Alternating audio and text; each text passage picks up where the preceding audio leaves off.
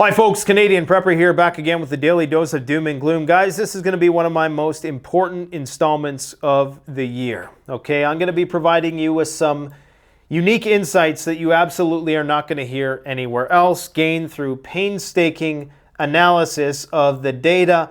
And as you can see by the map, we got the receipts, we got some graphs, we got some images, some quotes. It's looking like a Hollywood murder mystery wall up in here. But everything you are hearing about the events of the day, or 90% of it anyways, that you're hearing on the legacy networks is likely false, at least by omission. Now, starting off with the US and Russian Air Force engagement in the Black Sea, which was deliberate on both sides' part. It was the deliberate provocation by the US, and it was also a deliberate bring down, not shoot down or spilling diesel or jet fuel on the windshield or whatever it is they're saying. It was very deliberate, likely electronic warfare. So this is what I was tracking just a couple days ago, okay, on flight radar. And oddly enough, this is the same drone, I think. It's probably the exact same one. And oddly enough, I had a subscriber message me and they're like, hey, do you see this drone over the Black Sea, this M4 Reaper drone? I'm like, yes, they do this regularly, but thanks to the info, it's only a matter of time before one gets shot down. That was yesterday afternoon, okay? And then sure enough, lo and behold, today, one gets brought down. Where did it get brought down? Well, right off the coast of Crimea, as you can see there. Its flight path extending from Romania into Crimea. And guess what? The Russians have captured it. No, it wasn't because Boris was drinking vodka and he was clumsy and he ran into it like they're trying to say on the mainstream. That has nothing to do with it. It's very likely it was brought down by electronic warfare deliberately at the location where it was brought down so it could be captured and reverse engineered and sent to the Iranians, just like everything else that the Russians are capturing and sending to the Iranians, apparently. That's according to CNN, so take that one with a grain of salt. But they're saying that all the javelins and the stingers and all that stuff, they're sending it all to Iran to reverse engineer, all part of building alliances with their whoever they can build alliances with right now. So that was a major escalation. Now this was incredibly deliberate, okay? And I should probably go over everything we're going to talk about first. I said I was going to do a summary and we're already diving into it, but it was deliberate and there's a reason, and we're likely going to see NATO fighter jets next in the Black Sea. So get ready for that. The global financial collapse, as far as I can tell, has been slightly deferred. But make no mistake, it's inevitable. The Fed has two choices. They can raise interest rates, which is going to cause more banks to collapse, more banks that are holding on to, what is it, $620 billion in these unrealized losses in treasury bonds, or they can pivot and they can start printing money again, and they can start lowering interest rates, and the party can start again, the hyperinflationary party, right? So you can have blood in the streets because people's money that they have lots of won't buy anything, or you'll have blood in the streets because people have no money because they can't get out of the bank. Take your pick. One of those things is inevitable. And I have a fun little play on words here, and that is essentially that, looks like my white balance just changed. Is that what happened? Anyways, this fun little play on words is that all treasury bonds are war bonds. Okay, war bonds are things that are issued in a time of war to help support the war effort. You know, they were selling all these things in the United States back in World War II because they needed to fund the war. War is expensive.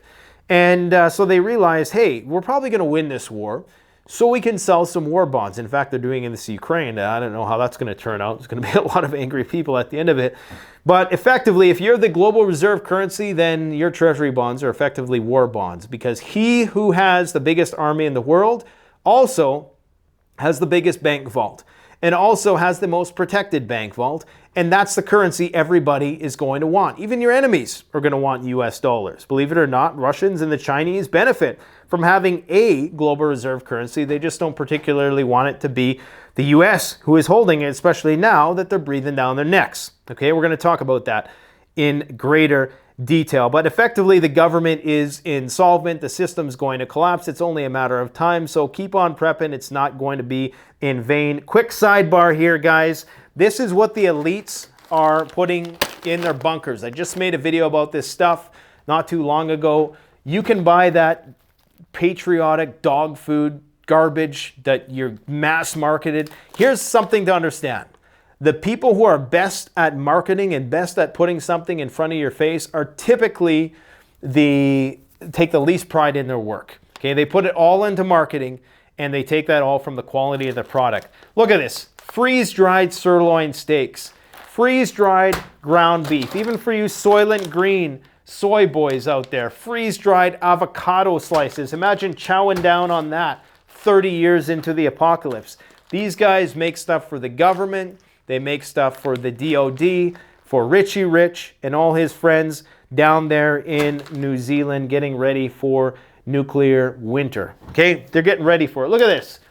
Freeze-dried beef taquitos. I mean, taquitos, is that how you say it? Taquitos? Taquitos? Freeze-dried banana walnut pound cake. They got it all. They got about 100 different things. Now, if you're like me, you like your peak refuel in your mountain house because it's pre-made meals. This allows you to mix and match. This is if you're going to have your own butler in your bunker, and then they can mix and match and make you cuisine. That's why the rich want this. They want the raw ingredients, okay?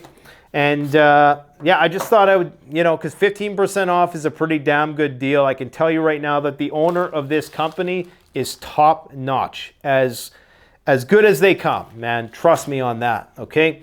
So, as I was saying, we got two choices, hyperinflation or banking system collapse. The system will reset within 2 years minimum, I do believe.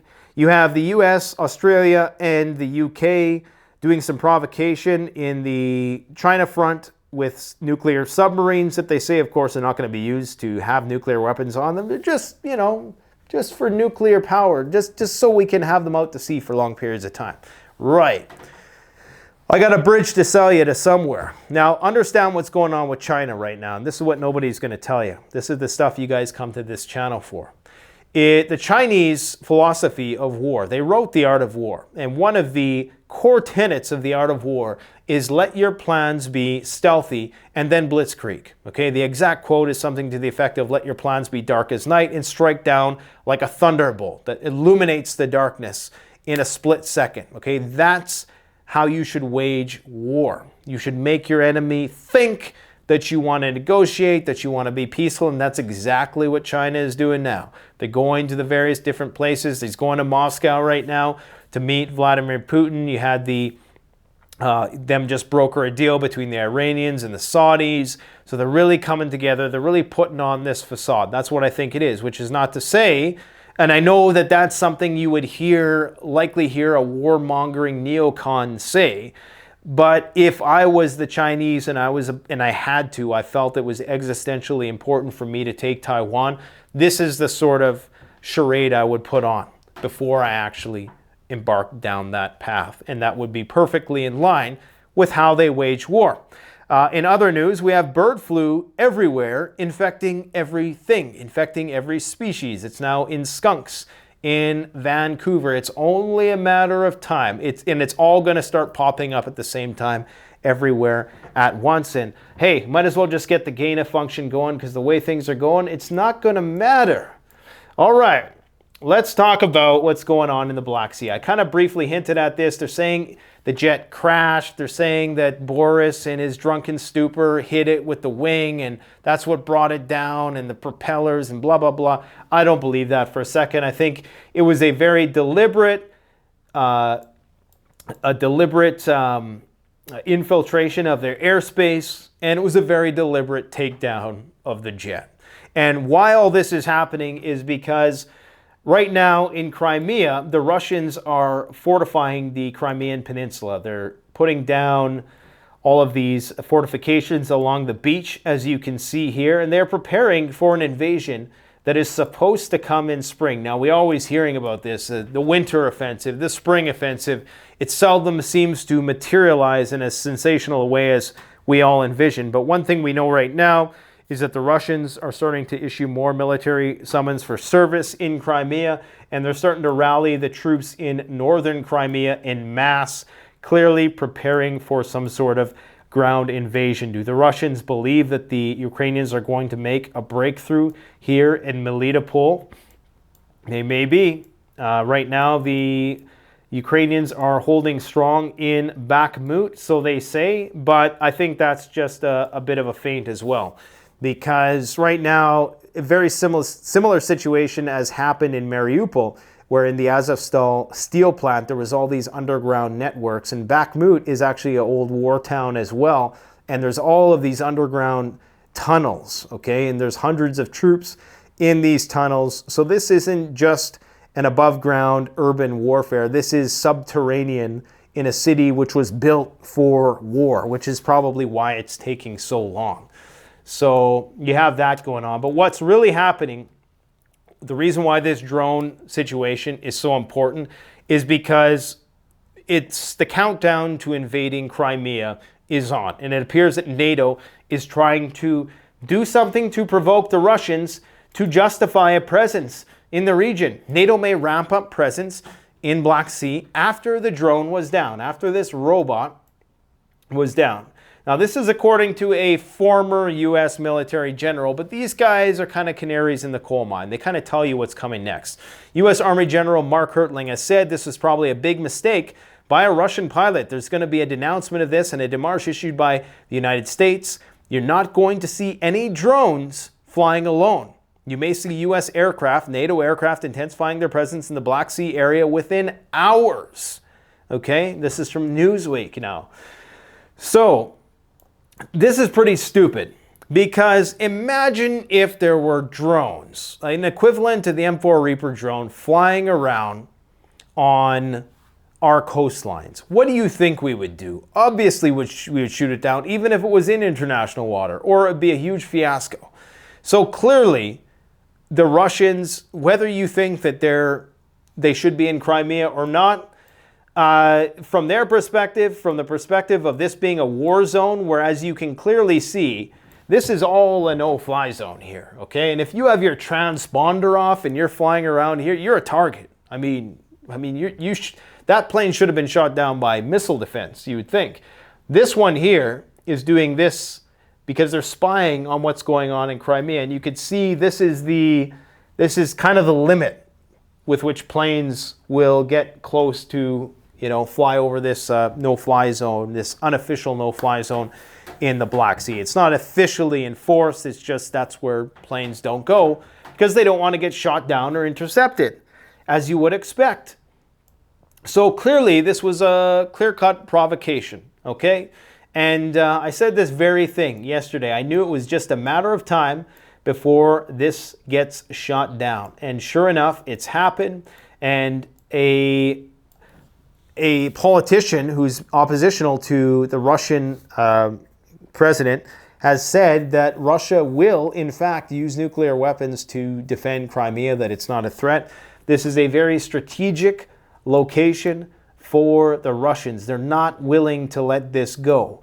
So the fact that we're doing these sort of things to provoke shows you how desperate the powers that be are right now. Does this have to do with taking attention away from the looming financial crisis? It very well could be. I mean, I'm not one to always jump to, oh, this is taking attention away from this and this and this. At the end of the day, it's not hard to put one over people. I mean, yeah, you want to prevent bank runs, but they've pretty much already effectively deferred that a little bit. It appears as though the markets have calmed down now that the Fed has stepped in and said, don't worry, we're going to make sure you don't lose money. People aren't so worried about bank runs, but bank runs can happen at the speed of light nowadays because everything's connected online, okay? Now, what the Poles are going to do is they're going to send MiG-29 jets in the next 4 to 6 weeks. The Ukrainians have already had those, but now they're going to get more. We have more rhetoric on Russian state-sponsored media that they're going to nuke the UK with Poseidon missiles. You have Rishi Sunak saying that they're going to start to bolster their nuclear defenses around the same time as they are working with the Australians to build nuclear submarines, which absolutely will have nuclear weapons on them, contrary to what a lot of people are saying. They're saying, well, Joe Biden said they won't. Yes, they will. They absolutely 125% will. This is all the military bases surrounding China, okay? This is all the U.S. military bases surrounding China. So you can clearly see that the Chinese know what's going on. They know what time it is. They're going to keep their plans as dark as night. And when everybody thinks that they've been pacified, that's when they're probably going to strike. That would be the smart thing to do from their perspective. North Korea, right now, things could break out on the North Korean peninsula any hour. Okay, South Koreans and the Americans are doing drills. The North Koreans are burning a missile a day. And now already the Americans are starting to contemplate whether or not they should be shooting these missiles down because they pose a threat to air traffic, and it's unofficial no-fly zone. So it's only a matter of time before things pop off on the Korean Peninsula. I'm surprised it hasn't happened already. With such a large American troop presence, it's really just a matter of Kim picking the day that he wants it to all go down at this point in time. So you can see here by this graph, these are all the banks in America, okay? This little dot here is the Silicon Valley Bank, $209 billion. You can see the big four are about to probably absorb a lot of the larger regional banks that people are losing faith in because they're holding a lot of these treasury bonds that are depreciating in value because the Fed keeps raising interest rates. So eventually what likely will happen is a consolidation into the big four banks, but these four banks are still enduring a similar situation. And then, of course, how much debt can they take on from these smaller banks that are being backstopped by the Fed? So what the Fed is doing, they say it's not a bailout, but it's inflationary activity because the money has to come to backstop from somewhere. You could say swap this and asset swap and blah, blah, blah. At the end of the day, if these losses are realized, those losses have to be paid for somehow. And if they're paid through some elaborate form of quantitative easing, that increases inflation. That's why they say, yes, the taxpayer does indeed pay for it. It's not like a bailout in the sense that the taxpayer paid one-to-one, but the taxpayer ultimately pays in the form of inflation because they have to print more money. Look at this, guys. Look at this. This is how much unrealized losses in investment securities these banks have. This is 2022, okay? This is how bad the market is doing. And at the same time as this is happening, okay, take a look at this. This is why I'm saying all treasury bonds are war bonds. Defense budget speeds towards $1 trillion. Where are you getting that kind of money?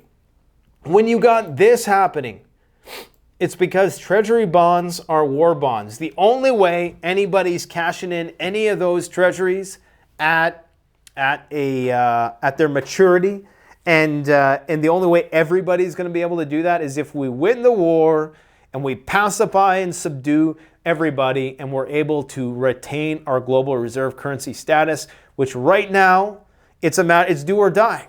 So we are essentially then treasury bonds or war bonds. You could write a whole article about that for Vice or something if you want to. I don't have time to do it, but something interesting little play on words there. Did I talk about this already? Okay, everybody's like, Joe Biden's going to drill in Alaska. Doesn't matter. Doesn't matter one bit. And whether you're pro or against, it doesn't matter. You know why? We're talking about maybe at best a month's worth of oil for the entirety of the United States. This is a 600 million barrel reservoir. I did a little bit of digging, and it turns out that even the best reservoirs, you're likely only going to be able to lucratively, financially extract around 30% maximum. They say it's between 5 and 30% of that reservoir. So if we're nice and we say, okay, they get 30% of this 600 billion. Let's be even nicer. Let's just say 200 million barrels of oil is what they get. The United States uses 20 million barrels a day. So you're telling me that this huge fuss, okay, over this potential 200 million barrels of oil that's going to last 10 days, and people are cheering this like it's some kind of victory. Guys, if you haven't realized it yet, there is an energy crisis. And this is what a lot of people don't understand. When they say they got a certain amount in the ground, that doesn't mean that it's lucrative to extract it, because it takes energy to make energy. So this is why this is happening. This is no accident. This is the depletion of our petroleum reserve, strategic petroleum reserve. As you can see, it's back down to like 1984 levels. Okay, and how many people were there in the United States in 1984? How much energy did they consume per capita? We're talking about our energy needs have probably tripled, if not quadrupled,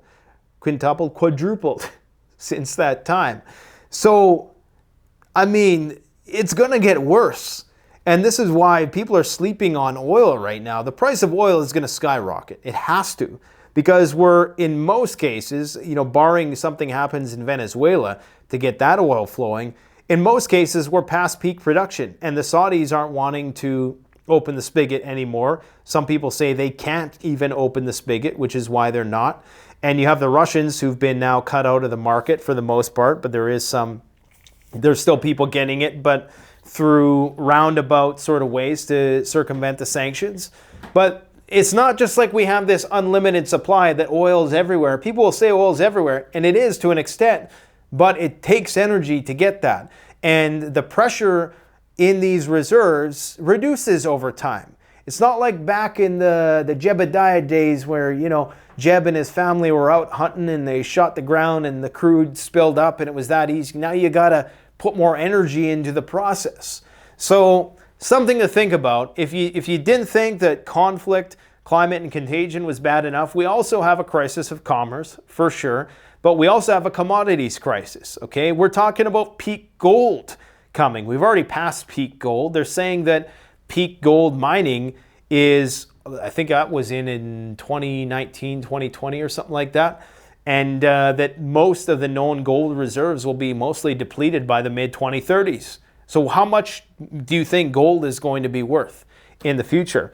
We got, everything is just being exhausted, materially exhausted.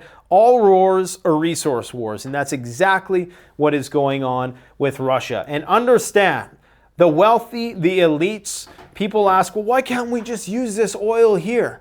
It's not because they care about the animals. It's not because they care about the environment. It's because they're smart enough to know that eventually oil is going to become scarce, and it's better if we can pay a little bit more to take other people's oil and then keep ours in the ground as a real deal strategic reserve for later. Okay, the smart money knows we got to keep this oil in the ground because someday it's going to be $300 to $500 a barrel.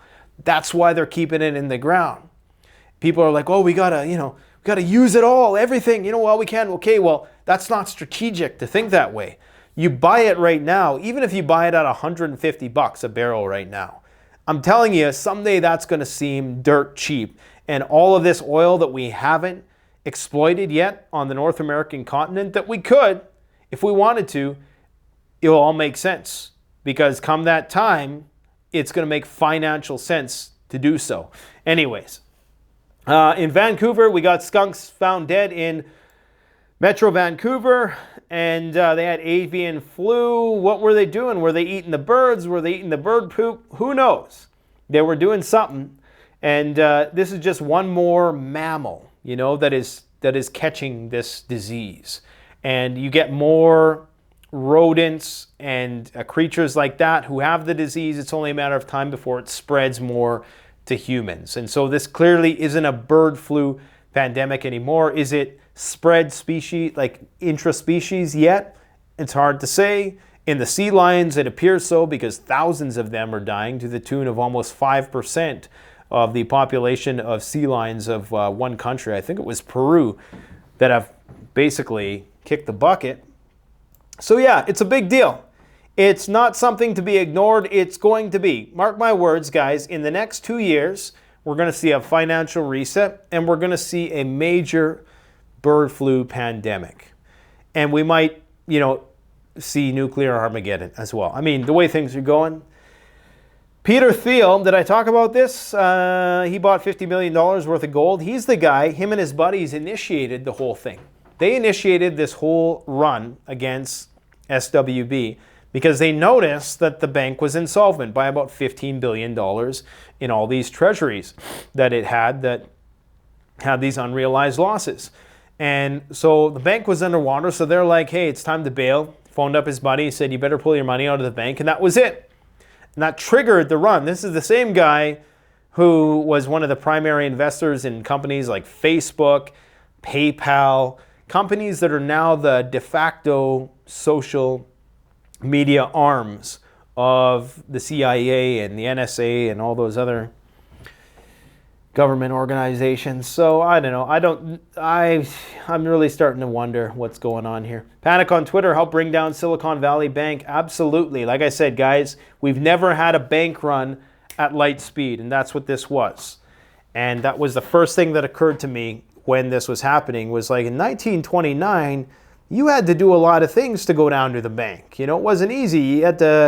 You probably had to ride a horse in a lot of cases, or ride the trolley or whatever, just walk, you know, for a long time to go and do it. It was a chore, and you know, you could only do so many transactions a day. Nowadays, the push of a button, bank runs happen like that. This kind of stuff can get wildly out of hand overnight. That's why the Fed was panicking, and all they've done is they've deferred it to another day.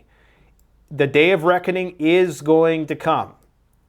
I just totally spit all over my desk. I've been talking too long. That is nasty. All right, guys. That said, if you want to get some food, freeze-dried food. We don't sell this at CanadianPreppers.com, preparedness.com, but you can get it from wholesale freeze dryers. I'm going to post a coupon code in the description and the top comment that I'm going to pin. You can get yourself some high quality food. This is what the government and the elites are going to eat after the proverbial shizzy hits the fizzy. High quality stuff, and that's money. That's the original money, okay? Good luck after the apocalypse trying to barter for somebody, even with gold in a lot of cases. I mean, because people are going to be looking for stuff they can use. They're going to be looking for energy. And that's really all preppers do, is we store energy. We store it in the form of fuel to run the generators, fuel to run our bodies, fuel in the form of hydration, fuel in the form of medical supplies. It's all just storing energy. The sun gave all this energy to us, and we're trying to store as much of it away for hard times as we can.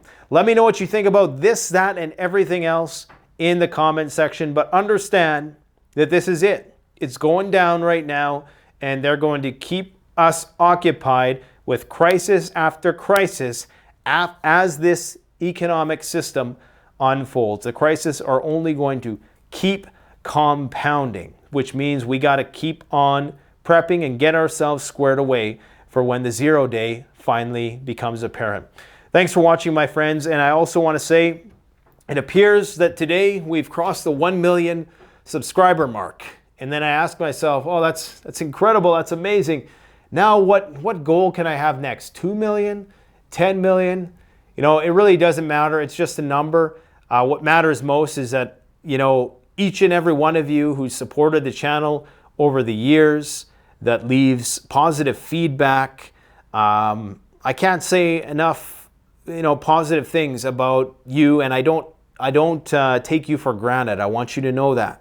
Everybody who takes the time to watch these videos, which is why I put so much work into them, because I understand that your time is valuable, and it's been a long 9 years, and I don't want to tear up, so I'm going to cut the camera off right now. But thanks, guys. It's been a very tall mountain to climb, and I hope someday we can even get to 10 million. Let's see what happens. Thanks for watching, my friends, and you take care. Canadian Prepper out.